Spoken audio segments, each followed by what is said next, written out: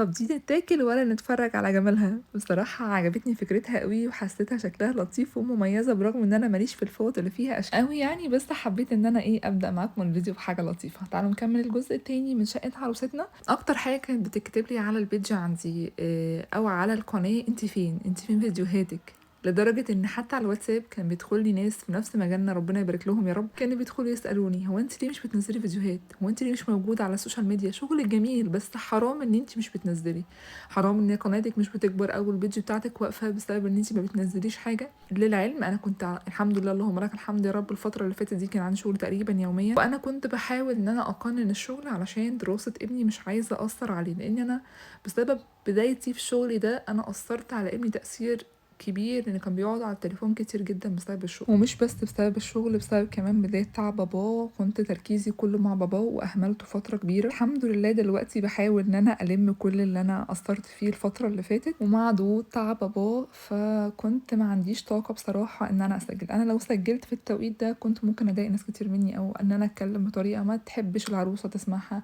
في فيديوهاتها. فلذلك انا ما كنتش بنزل، ما كانش عندي الطاقة دي بصراحة. كنت بحاول بس برضو مش قادرة، برغم ان انا عندي فيديوهات اقسم بالله بقالها سنة وسنتين كمان على موبايلي ولغاية دلوقتي لسه ما نزلتهاش. ويمكن عرايس كتير زعلانة مني ان انا لحد الان فيديوهاتهم ما نزلتش، وبيدخلوا يسألوني احنا فين الفيديوهات بتاعتنا، ما نزلتهاش لغاية دلوقتي ليه. بعتذر حقيقي لكل عروسة انا ما نزلتش الفيديوهات بتاعتها لحد دلوقتي. بعتذر ليكم متابعيني، الناس اللي كانت بتخش تكلمني، والناس اللي كانت بتسأل عليا، والناس اللي كانت بتقول لي حتى في الكومنتات على الفيديو بتاع امبارح: فينك، احنا مبسوطين ان احنا شفنا فيديوهات ليكي. انا اللي مبسوطة اكتر والله بكلامكم الجميل اللي بجد فعلا فرحني قوي وبسطني جدا. انا نايمة امبارح فعلا مبسوطة وعندي طاقة انتوا مش متخيلينها، لذلك انا نزلت لكم الفيديو بتاع النهاردة. ما اتكلمتش على اي حاجه في الفيديو بتاع النهارده معاكم، ولا حتى عروستنا القمر اللي انا بجد ربنا يعلم حبيتها قد ايه وحبيت اهلها، ربنا يصلح حالهم.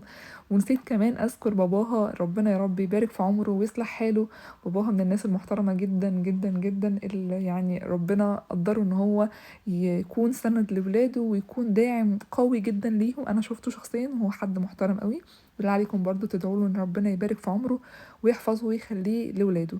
قولوا لي كده ايه رايكم في الترتيب بتاع الدولاب والمطبخ، وقد ايه الدنيا هاديه، الاضاءه مظهره، الكاسات الساده الرايقه المريحه للعين. حاولت ان انا اخلي لها الحاجات اللي هي تستخدمها اكتر قريبه لايديها، زي ما انتم شايفين في تنظيم المطبخ وفي تنظيم الادراج. وفي فكره حابه ان احنا نفكر فيها مع بعض، ان انا اعمل لكم مثلا فوكس على الاجهزه اللي موجوده عند كل عروسه، وانتوا قولوا لي مع استخدامكم الاجهزه دي تنصحوا بيها بقيه العرايس ولا لا، علشان العرايس التانية تستفيد وما تتضرش، لان الاجهزه فعلا دلوقتي مش رخيصه ابدا. طب كده فيديو النهارده معانا خلص، فيديو صغير اهو مش طويل، عشان الناس اللي بتمل من الفيديوهات الطويله، والناس اللي حابه الفيديوهات الطويله برضو هعمل لكم ان شاء الله فيديوهات وهنزلها لكم. ما تنسوش عروستنا وعريسنا بالدعاء ان ربنا يبارك لهم في حياتهم وفي شقتهم، ويرزقهم فيها الخير والبركه والسعاده يا رب. كان معاكم ايتن عبدو، سلام عليكم.